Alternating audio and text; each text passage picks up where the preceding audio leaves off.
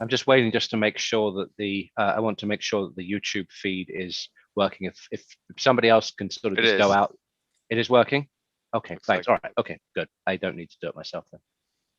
All right.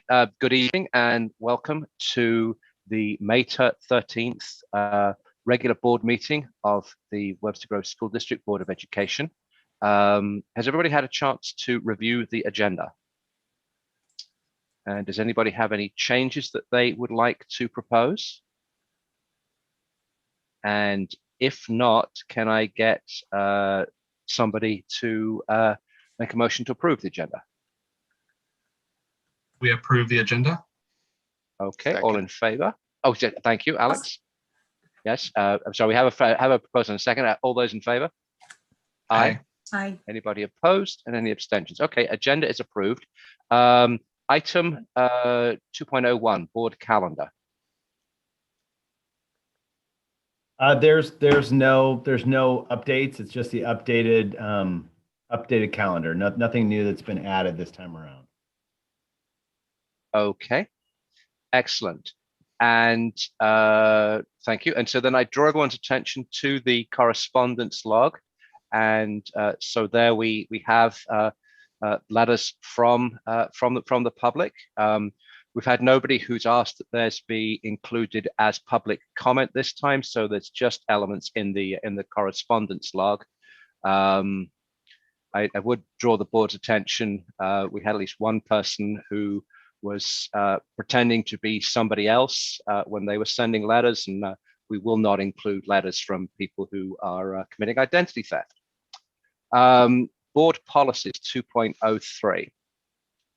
Yeah, there's a number of policies there for the board to consider. Again, this is a first read. And so you have an opportunity to, if you have any questions now or any time between now and approval in June, just reach out to any of the members of the committee and you know who they are. Okay, thank you. Graduation. Yeah, graduation. So I believe most of you, we've communicated a little bit about graduation, but I'll fill you in some of the specifics. First of all, and still always knocking on wood, as long as we're outdoors, we're super excited. We're going to be able to have it at Moss Field. The backup graduation this year, we're going to be multiple graduation ceremonies in Roberts Gym on one evening, which would have been quite a task. The administrative team at the high school and all the support personnel were up to it. But right now we're looking like we're a go at Moss Field at 6:30 p.m. And the ceremony will be very similar to what it was last year, where our students, the graduates themselves, will be the ticket for up to 4 adults that they can bring with them. Those 4 adults, like the graduates and all of us, will be expected to wear masks, keep their distance, and move and be escorted to a particular seat that is spaced from all the other pods of 4 seats. The event will open at 5:45. We do have, as always, for the board, parking spaces, because we know a lot of you are coming in hot for your work and you are important parts of the graduation. And so there are going to be spots in the same area as they typically are, which is on the North Drive, north of the football field. So you can go up there and just identify yourself with some of the people working there. And then when we are on the stage, we've got the masks that we could all wear, which is also what the high school administrators will wear, the WG21.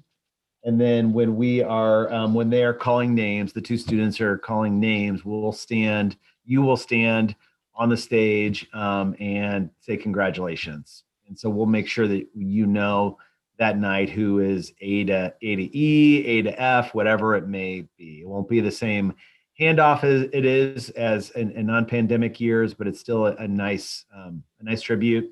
And that is pretty much it. Graduation afterwards, the students will be asked to leave prior to the people in the stands leaving. And then meet up with their families. So there's not a lot of gathering. I mean, these are some of the lessons learned from last year. There'll be 2 separate sites for drop off of robes, for pickup of actual diplomas. I think that's pretty much it. Do you have any questions related to it? So gates open at 5:45 and the ceremony starts at 6:30. 6:30. Okay. All right. Thank you. And as always, it'll be streamed on YouTube on the same channel. Okay. Thank you. Anybody got any other questions? Okay. Hearing none. Return to in-person board meetings. Yeah, and I'll just kind of close that graduation too. I should have said Oh, it. I apologize. No. I stopped speaking, which is why you jumped in. I just wanted to again say major kudos to all the graduation staff involved, administrators and beyond. Mevy Landis, Mrs. Schaefer. There's a lot of people that make that event happen on the facility side. Just so you know, even there are people that it's set up on Wednesday, and we have people that actually stay there overnight to make sure there's not vandalism and different things happen. So it's a big task involving a lot of people. So I just want to give kudos to all the people involved. Return to in-person board meetings. Just wanted to bring back to the table for the board's consideration and return to in-person meetings. At this point, I know that all of us board as well as administrators who participate in board meetings are vaccinated. There would still have to be processes and protocols in place for anybody that comes in. Some school districts who have resumed to in-person board meetings do have limits on the number of people who can attend. We will continue to video stream board meetings when we return to in-person. And so at this point, just kind of wanted to put it out to the board if that's something that we want to transition to, whether it's in June or with the kind of the new academic school year, which our first meeting right now is for August 5th.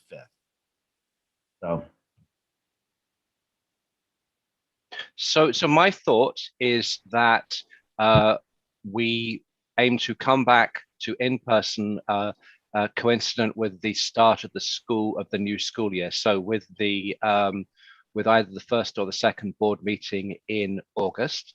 And what I would say, I mean, I think that we tried doing the in-person and part on video thing before, and I've tried doing it other places. It doesn't work. So I think that the board needs to be committed to coming back in person and doing the meetings, everybody being there in person. We will work out logistics of things like do we have public comments spoken by individuals? Do we go and just have them submitted as we have done up until now? And perhaps what we'll do is we will, for the first meeting, we maybe just have public comment submitted. But if everything goes sort of smoothly there, then we can put in place a protocol to go and do public comments during the meeting as well. That's sort of kind of how I come at it. Just other board members, any thoughts? I will say that I think given the new CDC guidelines from today, which say you no longer have to socially distance or mask if you're vaccinated inside or outside, I think it's definitely time to go back to in-person meetings. But that's just my 2 cents. Okay.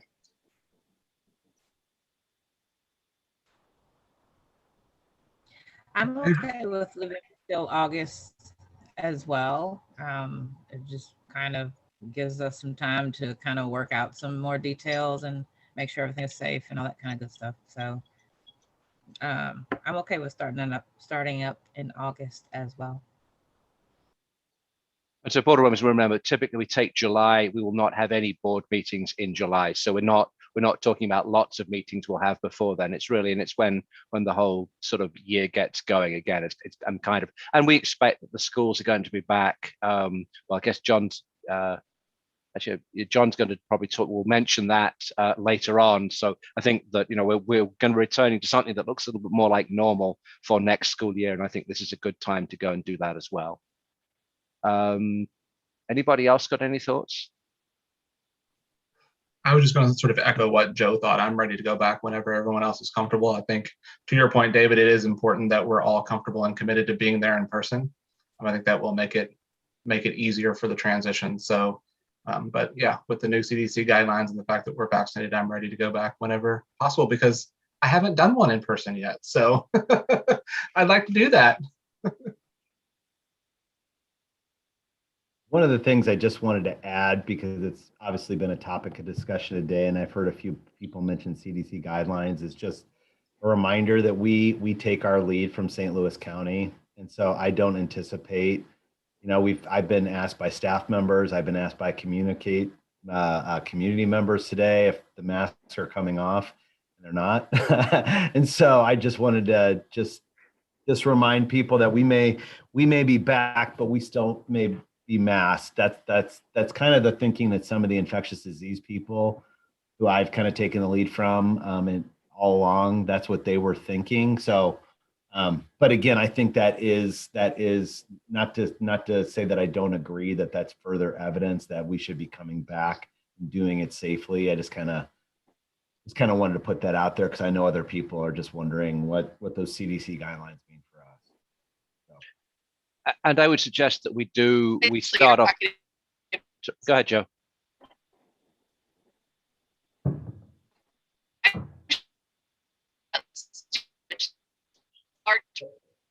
Joe, you're cutting out a lot and we're not able to hear you if you can hear me.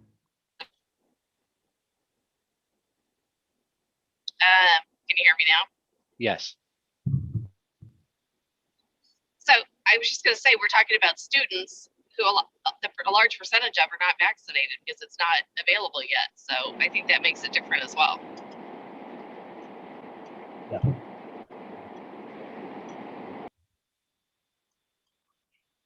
Okay. So do you want to shoot for August? Yeah, I think let's do that. And I would start off, let's do the first one in the service center. I think just, you've got, it's a more spaced environment. I just think, again, I think, yes, with the guidelines that are coming out, and I suspect that by then we're going to have much better guidelines still. The spacing and everything, I think that should be a comfortable sort of place to be. Yeah, sounds good. Christine or Alex, did you have anything else you wanted to add? August sounds great to me. As we're coming back to school, we're coming back. And I also like the idea, though, of continuing to stream, because we've certainly had a lot of community watching in and listening in. And I appreciate them for doing that. And I think that makes it accessible. So I appreciate that. Yeah, I'm fine with August. Okay. I guess the only thing I'd say is if we're at the service center, do we feel, I guess public comment seems like it would be doable. I'm fine with waiting one if we want to wait, but it's a pretty big space. We'll structure it to, it's a bigger space. We'll structure it to make sure it's safe for everybody. So we'll give some thought to the public comment, I guess. We can perhaps chat at the next board meeting as to what we want to do in terms of public comments. Perhaps, John, if you and your team, if you know now when we're coming back, where we're going to come back to, if you and your team want to just sort of think about it for a little bit and just come back with a recommendation as to as to how we handle any of those sort of aspects, and we'll hear from you then. Does that work? Good stuff. Okay. Any other comments on this? Okay. Student advisor to the board, Dr. Simpson. Yeah, so this year in the midst of the pandemic, we made the decision as to kind of pause on the student advisor to the board roles, largely so that our young people could care for themselves and everything that was they faced in the midst of the pandemic, both as students and both as just people and family members. And we've certainly missed them and missed their voice as part of discussions and what they've had to say. And so it is board policy, again, to have student advisors. And we have initiated that application process. And once again, the amazing young people and what they submit just blow me away. And so that application process closes on Tuesday of next week. And then on Wednesday, we'll notify applicants of who will be interviewed. And we've never had a situation where we've had so many where we didn't speak to every child. And then we'll make that decision on those advisors and we'll come back to you.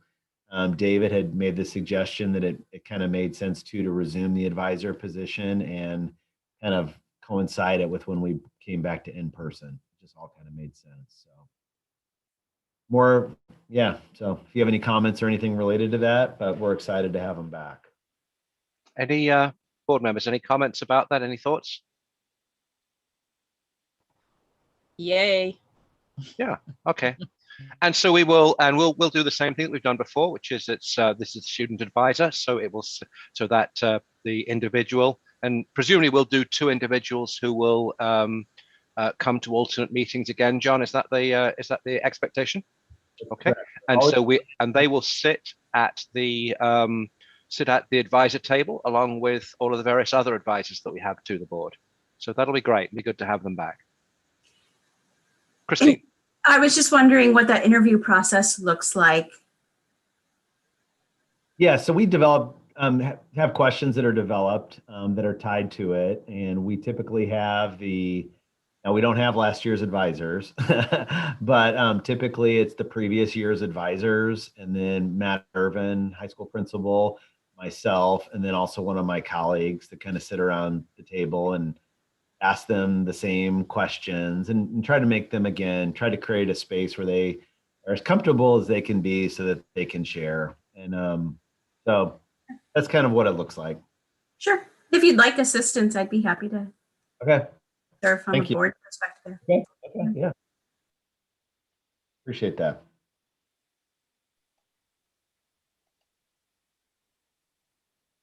And we will interview the Wednesday of the last week of school in the afternoon, since our students at the high school will not have class at that point. So. All right, good stuff. Any other questions about that? Okay. All right. Reports from superintendent and staff, board advisory committee, and bylaws. First read, Pam. Good evening. Good evening. We have had a subcommittee that's made up of members of the Building Advisory Committee and the Finance Advisory Committee. They've been working on a handbook and a set of bylaws for those 2 committees. They met many times during this school year and spent hours and hours of their own time working on these documents. So first, I want to say a big thank you to all of them. They have joined us this evening, so thank you to all of you for your commitment to the project. And now Sean Eichhoff, who is the chair of that committee, is going to go through a presentation where he's going to explain the why behind the project, why it was started, and then explain those documents that are in your packet. So if you just give me a minute, I'm going to share my screen.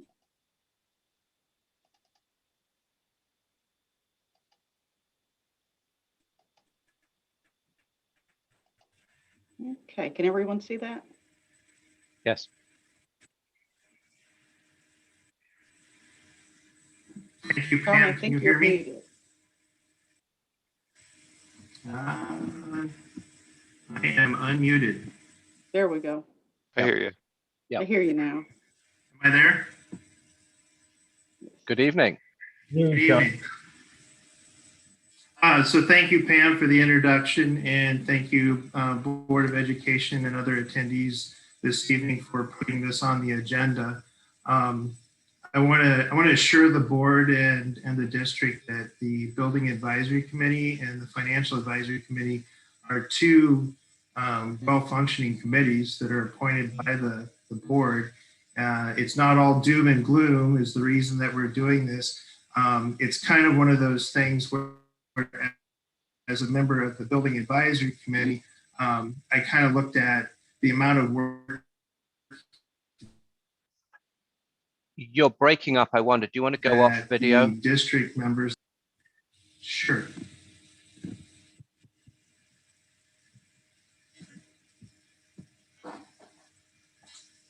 Is that better? Sounds like it. Okay. So both committees are doing a lot of good work, and the level of activity when there are bond issues, when there are budget reviews, when there are building reviews and stuff, there's a lot of activity that both the district members and the general members put forth. And I kind of just wanted to make sure that, you know, we continue to have that level of participation, because we have a lot of historic knowledge on these committees, a lot of good technical knowledge, whether it's financial or the building side of it. And just kind of wanted to brainstorm this and see if we could promote some continuation of the committees and what their efforts really are. And so I talked to Pam, and basically we put this subcommittee together with both FAC and BAC members. And Pam, if you want to go to the next slide. And as Pam said, this was a great committee. The members are listed there. Pam and Joanne from the administration side participated in all of our meetings and helped provide us with guidance from the district standpoint. Mark Ahrens, who is on with us this evening, another member of the BAC, Colin and Nikki from the Financial Advisory Committee, truly a great group of folks, very knowledgeable. As Pam stated, we spent quite a bit of time developing these documents, and the expertise that was in the subcommittee was top notch, and I'm proud to have been part of it. So thank you to the members of the subcommittee. So one of the things that we came up with is that we would generate documents, a handbook and a set of bylaws that currently don't exist for these two committees.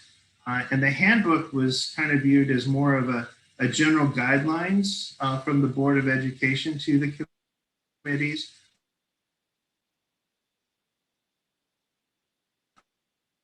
Kind of outlining those general requirements, what the expectations are, expectations of the members, and kind of, you know, one of the things that we talked about in the subcommittee was that essentially as a new member, you just show up at the first meeting after you've been nominated and are part of it, and there's really no guidance as to what it's all really about.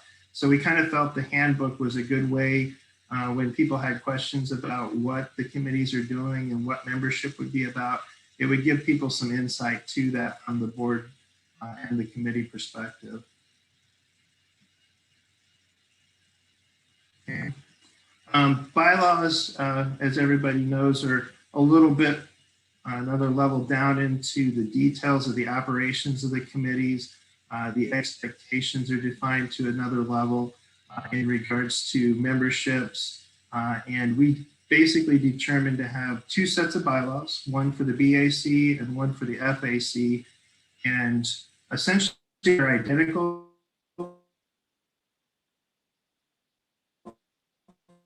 with the exceptions of that the activities that each of the two committees actually perform for the board as advisory committees.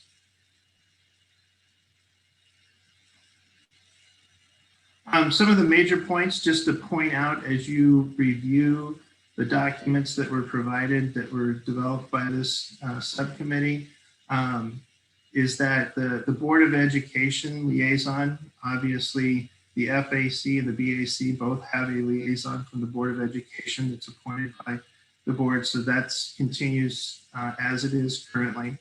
Administration liaisons defined in the handbooks and the bylaws. For example, Pam is on both of these committees as a administrative district liaison.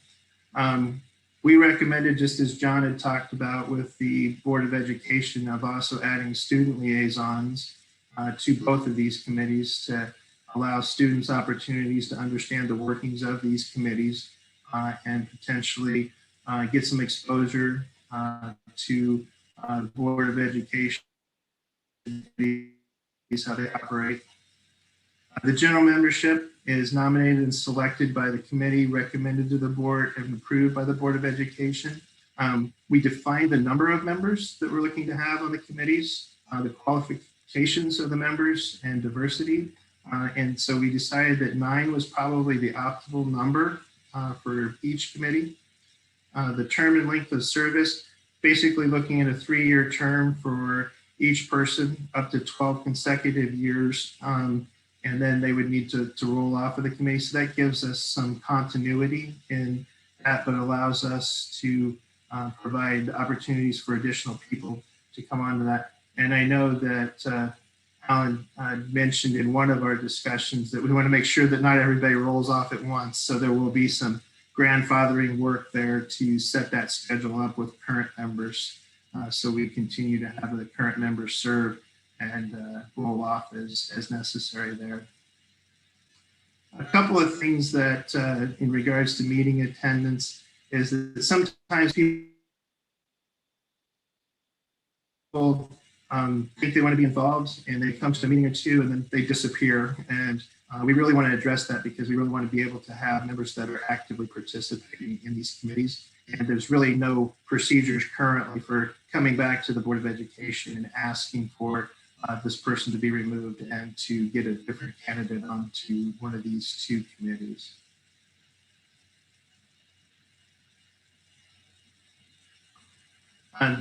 One of the things that we're also asking to do is kind of to define committee operations. Some of the annual tasks are defined, but we're looking for the committees to make sure that those are documented and when those things would hit the committee schedules. Obviously, additional tasks that are assigned by the Board of Education would be taken on by the respective committees as needed. Again, really looking for actively led committees by the general membership with the district liaisons, the board liaisons, et cetera, providing input to the committees, the reporting to the committees, but really actively led by the committees and not by the district folks that are part of those committees. One of the things that we currently have are chairs of each of the committees, but we defined a chair, a vice chair, and a secretary so that we have some additional leadership there of the committees. And really, a lot of the agendas and the minutes are currently taken by district staff. And so we really want the committees to own working with the district and the board to put together what those agendas are and to document the minutes for each meeting and get those back to the district for posting on the website. Our schedules for this whole deal, documents developed by the subcommittee is completed, documents reviewed, commented on by each of the larger committees, BAC and FAC. Those comments were brought back to the subcommittee and addressed and incorporated as appropriate. Did an alignment with the Board of Education and state policies so that we don't have conflicts between these documents that were created here and other policies that are in play. MSBA attorney for review, and we got a couple of minor comments back, but overall the review was very positive from them, and stating that it was some of the better documents that she's reviewed that were written by districts in regards to documents of this level. Fast forwarding to today, this is our first presentation to the Board of Education. Obviously asking the board to review this. If you have comments, questions, as you read through these documents, obviously we can get those back to the committee to address. We look for the Board of Education to adopt these in a June meeting. And then with the new academic year on 7/1, they would actually go into effect then. And as the committees ramp their schedules back up in the fall of the 21-22 school year, they would fall under the handbook and bylaw operation at that point in time. There are a few things that they would need to do at each committee level, which the subcommittee membership, terms of each current member, and also the activities and calendar thing.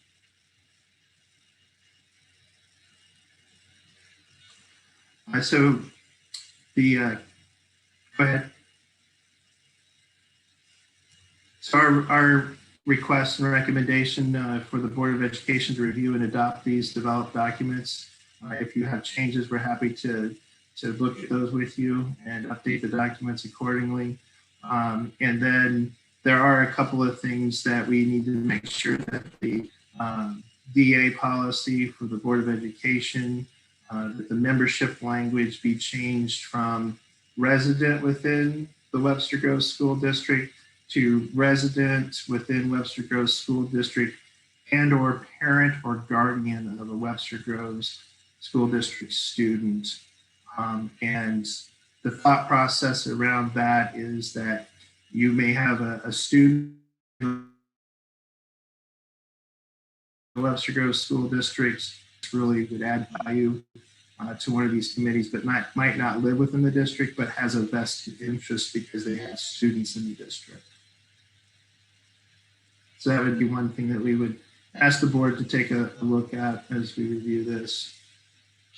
The subcommittee will then draft updates to the advisory committee related policies and submit them for the policy committee. In the intent there is to clarify advisory committee information that is related to these two committees. And last there, request district review of the information on the website, just to align with what is now in the handbook and bylaws as to what the objectives of these two committees are.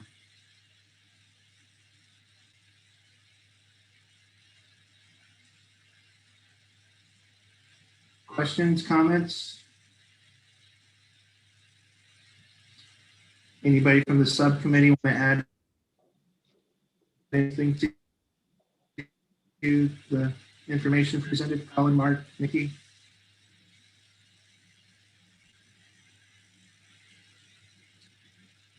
So I just want to say thank you very much to everybody who's worked hard on this. I mean, again, I think it's important that we go and have these sorts of procedures and processes in place, and I think it will lead to stronger committees. I act as liaison to Finance Advisory, and it's a very committed group of individuals. All of whom I know have sort of have spent some time thinking about this as well as to how it's going to work. So just like to thank everybody on both the committees for their hard work there.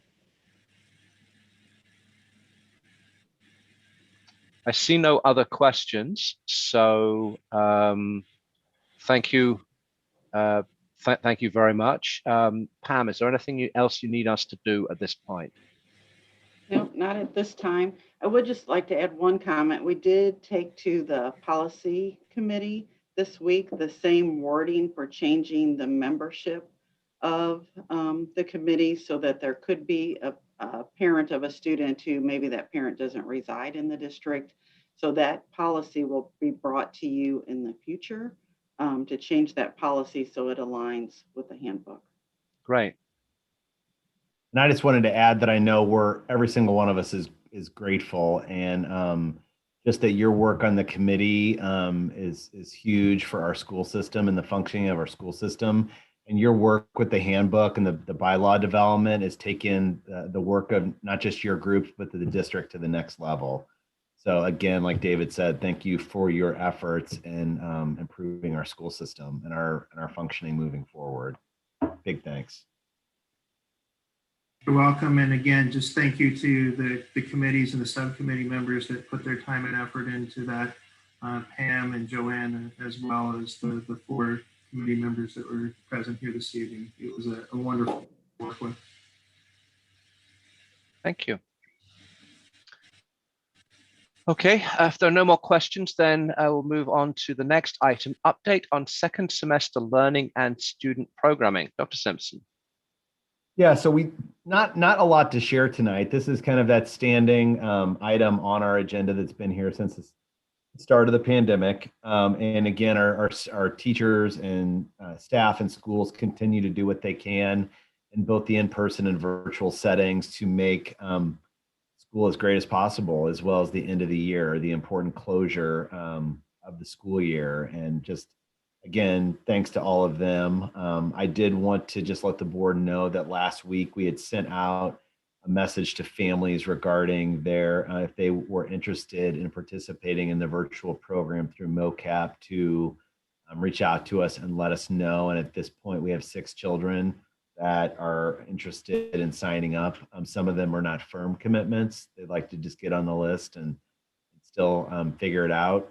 As we've told parents along the way, they can move to a virtual program at any point through the MOCAP, as well as parents, if they sign up for MOCAP, they can always come back to one of our classrooms. So we'll kind of keep the board involved and updated and all that, the data that as it relates to it. And I'll just say, as has happened throughout the entire pandemic, superintendents continue to meet with together, as well as different experts in different areas around the region, just thinking forward. We're beyond summer school, we're into the fall, thinking about the fall semester. So just that's it. Nothing new to share, but those meetings are going to continue throughout. Thank you. Yep. Any questions? Okay. Baseball field dugout project, Pam and Jason. Yes, so we're going to ask your permission tonight to move forward with a dugout project on the high school baseball field. This project started as a vision from several of our parents.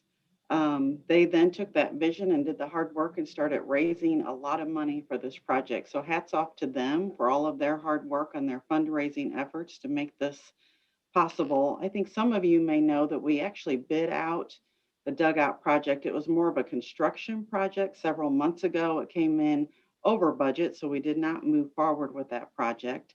Since that time, the district's been looking at different options for the dugout project and the backstop. And so this evening, our Director of Operations, Jason Miller, has a proposal. He's researched this project, and then this is his recommendation for the project moving forward. And I'll let Jason take it over from here. Thank you, Pam. Good evening, everyone. As Pam stated previously, the project came in over budget, so we took a closer look at things, and we think this is the best direction now. We are proposing to award the baseball field renovations to SportsCon Alco Manufacturing. The renovations include the replacement of the backstop with a taller and wider netting system, which will provide additional protection for both property and people, and the replacement of the current fencing and dugouts with sturdier steel and concrete structures. The cost of the project is $165,429. That total includes a 10% contingency of $15,039. Approximately $120,000 of the funds have been generated through the fundraising efforts of the baseball player parents, and the remainder will be paid out of the high school and district budgets. The purchase will be made using the Interlocal Purchasing System Cooperative, or TIPS. This method of purchasing is preferred since Alco SportsCon is located in St. Louis and is the only manufacturer of this type of equipment in our region.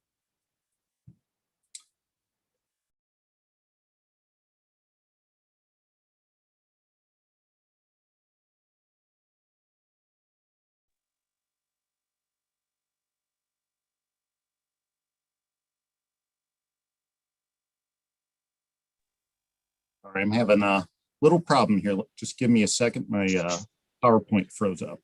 Okay.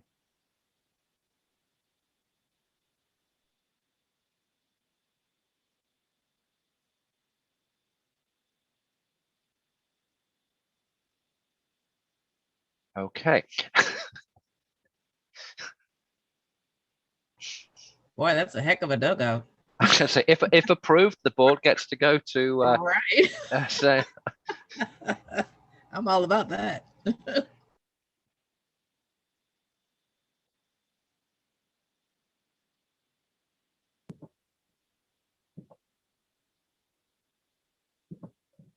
Okay, gonna try this again. Okay. Sorry about that. Good.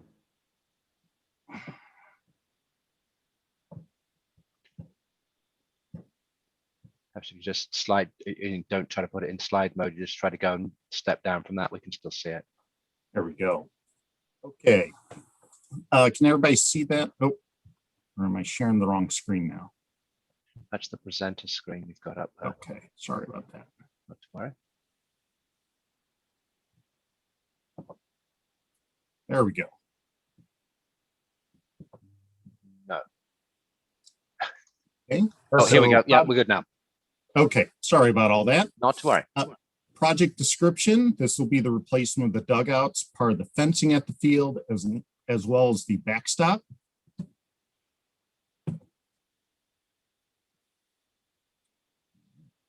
Now I can't get it to move forward.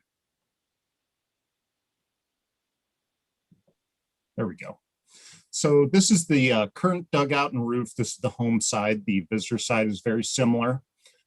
Offers no privacy from the fans. There's nothing keeping fans from coming into the dugout or disrupting players. Also, you have no privacy from the distractions of the parking lot directly behind the dugout. The current roofing was attached to the fence posts, and the fence posts are really insufficient to support it. So the roof is starting to slope a little, and we're having some issues with the fencing as well. Also, the current bench is very old, lots of splinters, and there's very limited storage for our teams when they have their equipment in the dugout. The current backstop is 24 foot tall in the center. It is very narrow at its tallest, provides inadequate coverage. We've had 2 or 3 windows get broken on the high school building this year alone, along with damage to cars in the past. And, you know, there's always possibility of hitting people as well. This gives you a little bit of an overview of what the plan is. In the yellow there is the existing coverage of the current backstop. And in the orange highlight, you can see how far the new backstop will give us coverage. It'll be 30 foot tall. It'll be the total width from end to end of both dugouts. This is an example of the dugout structure that's being proposed.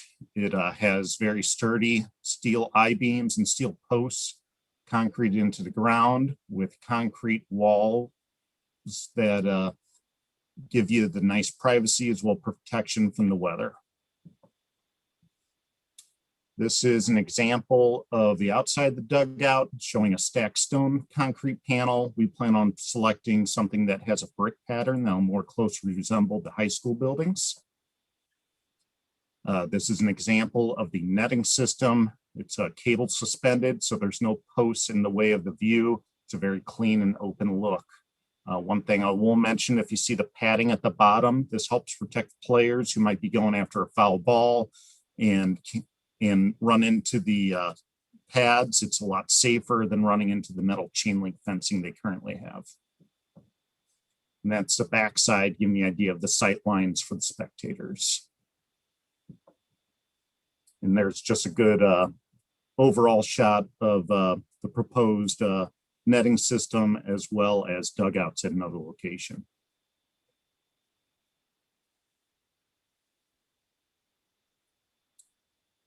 And that's all I had for the proposals. Thank you. Any questions? Any questions?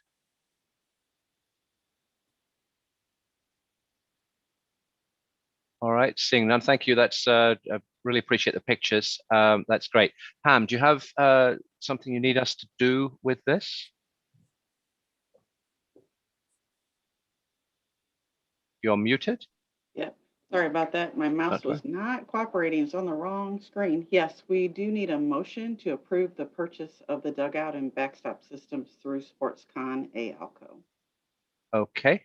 Can I have somebody make that motion, please? I can wait. Let me make sure I'm looking at the right thing. I can make a motion to approve the purchase of the dugout and backstop systems through SportsCon/ALCO. I'll second.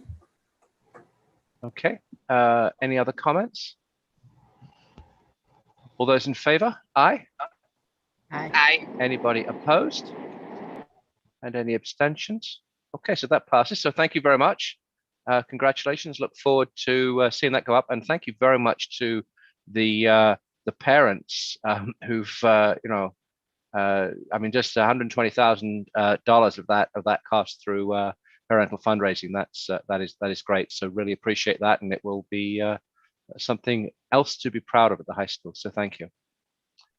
Okay, next we'll move on to the consent agenda, and we need to do this in two pieces. So I'm going to do item 5.09 first. And so if I can have and the reason we need to do that is because a board member's spouse is mentioned in personnel reports, and as a consequence, they cannot vote on anything that directly impacts a family member. So therefore, we need to do item 5.09, which is personnel report number 2 separately. So can I have a motion to approve consent agenda item 5.09? So moved. And a second, please. Thanks, Alan. All those in favor say aye. Aye. Aye. Anybody opposed? And any abstentions? Abstain. And Ms. Keller is abstaining. Okay. And then I'll entertain a motion to approve consent agenda items 5.02, 5.03, 5.04, 5.05, 5.06, 5.07, 5.08, 5.10, and 5.11. So moved. Okay, thank you, Christine. And a second? Second. Thank you, Keita. And a third? You get one of these out. Okay, so anyway, so have a motion and a second for that. So all in favor, say aye, please. Aye. Aye. Anybody opposed? And any abstentions? Okay, thank you very much. I'll now entertain a motion to move into executive session for the purpose of discussing personnel. Well, I think we have to approve all consent agenda items. Didn't we just do that? Was it? I thought that was just personnel report 1. Sorry. I'm sorry. No, we did. Okay. No, I did all the other ones. My fault. No comment.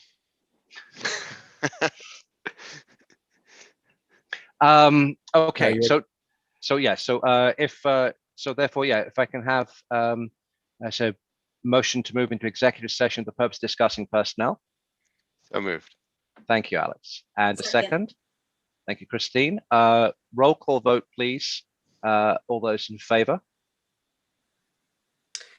Mr. Addison, Yes. Ms. Dahl, Ms. Yes. Dahl, Mr. Khan, Yes. Yes. Ms. Keller, Yes. Ms. Quinn, Yes. Mr. Todd. Yes. Okay, we are recessed into executive session.